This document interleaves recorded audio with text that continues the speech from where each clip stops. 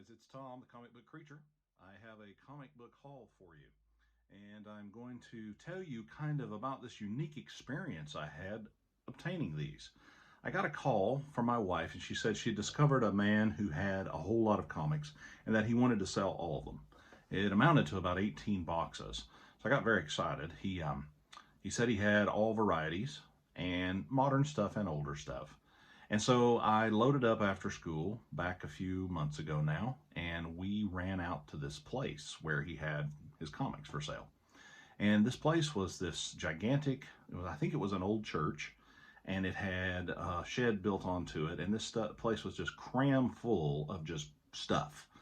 I mean, all kinds of stuff, magazines and ashtrays and thousands of ball cards, and it was really kind of in a rundown fashion. I mean, it was open air kind of in places. The door ends were opens, and it seemed very open, and it was moist, a lot of moisture in there. And I did see a few bugs, cockroaches running around in different places, and evidence of mice. And I'm thinking, man, I hope the comics are okay. I don't know. I've been into some pretty interesting places looking for comics, but this was one of the, it was real tight, and it felt like I was in some kind of serial killer movie because I'm threading through these rows of just stuff after stuff. And this gentleman had made his living, trading things over the years. And so I was able to look at a lot of comics, and some were damaged by water and, and been gnawed on, but I found several in boxes spread throughout this whole facility that were older and in great shape. Some better than others, but I found some really interesting finds here, and I've been going through those. So I bought about 3 boxes worth. And this is the first bunch that I have got out and made sure everything was okay with, cleaned up, and put in bags and boards. It takes a long time when you're dealing with older comics that kind of came out of a situation that wasn't ideal for them. So, and some of these aren't in great shape, but most of them are in pretty passable shape. Hey, if you see anything on here you're interested in, hit me up in the comments and maybe we can work something out. Sometimes I send stuff out for free. Sometimes I've made trades with people. So if you see something you're interested in and I can part with it, absolutely. I love to share with this community. Okay. First I got Weird Worlds, number 9 with Iron Wolf. I love the cover. I am in the process of trying to complete this run. I have a negotiation in on a 1 through 9 that's in beautiful shape. This one's not in great shape, but I just love the cover. The imminent werewolf attack, and of course the fantasy elements, which I'm all about. Great stuff. This is Strange Adventures number 239. I love the ape that's on trial and he is running away. It's a great cover. I like the old sidebar here with the there's just something about that. It's just really neat. I picked this up because it's like a TV comic. I know there's some people out there that really try to get these. This is the ISIS. I remember the show when I was a kid. I haven't seen it in so long I couldn't tell you anything about it other than the title and vaguely what it's about. But I remember it back long ago. Okay. This is a Kung Fu Fighter. I always go in for these. This is number 8, I believe, and it's really beat up, but I just really like I love this font, and I love how the cover is so action-oriented, but it is really rough, as you can see down here. Another thing, most of these are newsstand editions, so that's kind of exciting. This one, when I found it, I was ecstatic because you just don't find these things. And this is Amazing Adventures number 6, and it's in really remarkable shape for how old it is. Really nice for how old it is. It's got a few places that could do with a little, like right here's a nice ding, but overall it's a really decent shape. Considering where I got it, it's kind of amazing. I was glad to rescue it. This is one of my favorite covers of Kid Colt of all time. Very hard to find in good shape, and this one isn't. It's oddly enough, the place that's usually in bad shape is up here with all this black, and this one's been messed with down in here. See the bends? This is a fantastic cover. Sorry about the light. I love the black and how it's put together. Just an amazing cover. So always on the lookout for covers like this. Very hard to find in high grade because of the black, but I get this part that's in relatively great shape, and then get down here is where the problems are. So it's kind of sad. Okay, I have a full run of this, but I always pick them up when I see them, and this is one of my favorite covers. This is the Micronauts number 19. I love the Micronauts. Always have. I used to have Baron Kaza, the toy, as a kid. I sure wish I still had it. Love it. Bug was always my favorite. When we would play Micronauts as kids, I would always be Bug. I always, I liked his little noise that he made. Great memories with those. This is a DC title called Supervillains number 8. I like it because, again, I like covers that have like apes and monsters and stuff on it, because it makes me think of King Kong, and you know me, I love the monsters. It's a pretty neat cover. Love that. And here is Brave and the Bold, number 195. I'm working on a run of this, and I have quite a lot of it, but this one is I, Vampire, which even makes it more exciting. Great looking cover. Very, very brave and very bold. Then we get into, this was a really great find. This is the Saga of Swamp Thing number 20. This is the first Alan Moore work on the inside of Swamp Thing. This is the first issue that he worked on. And it's in beautiful condition. Beautiful condition. There's that one.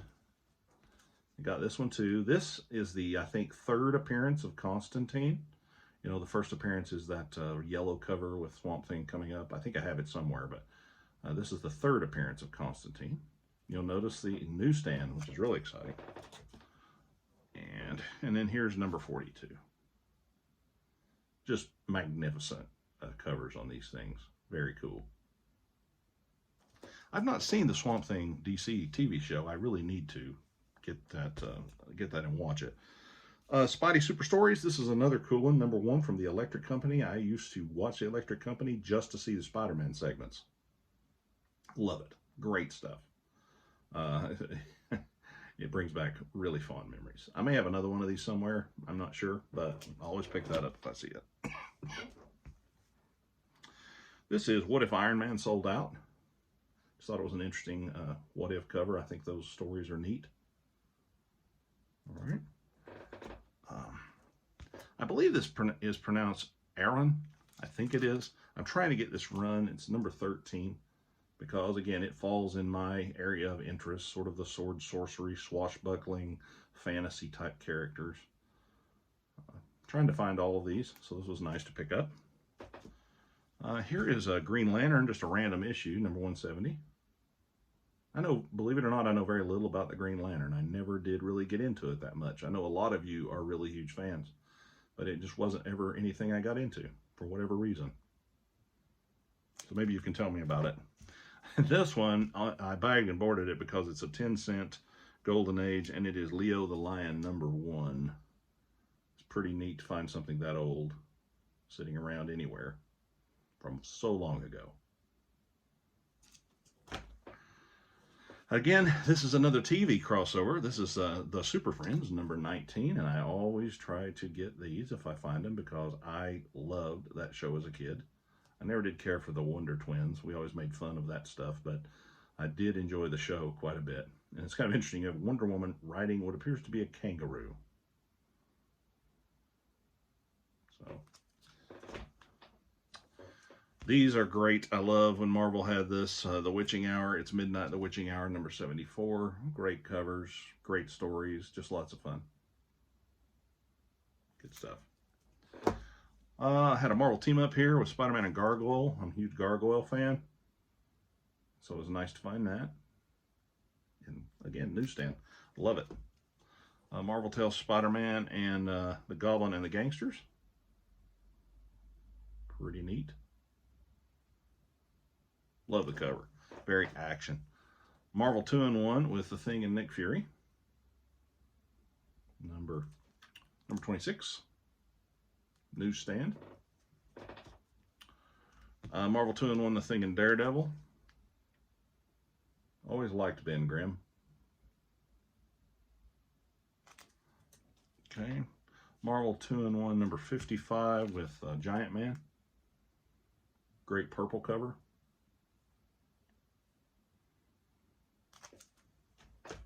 Marvel 2-in-1 with Wondar. They're stretching for names there. Wondar. Okay. I always get these because I think they're so much fun. This is the Superman family, the Dollars, number 203. I really like these. They feel older than they are. That's probably why I'll enjoy them. This one has a little bit of damage, but that's okay. I didn't have it. And now this was a real find here. I couldn't believe what the price of this thing is on eBay. And I can't even find one listed that is a newsstand edition. Transformers number 5 newsstand edition. I cannot believe that these are as valuable as they are. I mean, I can believe it, but you wouldn't think about it. And I can't even find a newsstand edition when I looked it up on eBay to see what it was going for. Beautiful cover though, gorgeous. I remember watching this movie. This is Krull number 2, over and over again when I was young. Another part of my love of sword and sorcery. Love it. And this cover is just wonderful. This is Daredevil number 220. This, to me, is one of those covers that just says, this is indeed art. It is so gorgeous. I love the cover. Beautiful. Beautiful.